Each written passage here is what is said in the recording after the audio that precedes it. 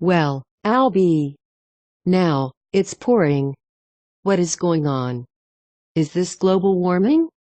Or global cooling? Or global raining? I can't take this anymore. Why doesn't this globe decide what it wants to do? And the lightning? What's with the lightning?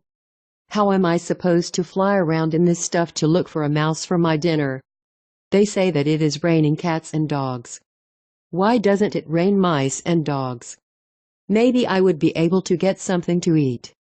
They used to say that human beings caused climate change from breathing out CO2.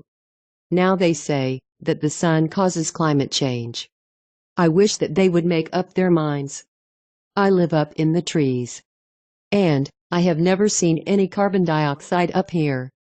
However, the trees tell me that they could not live without CO2. I guess they need this darn rain too. Okay. Mr. Sun, please, have mercy on us, and start shining again. Please. Pretty please.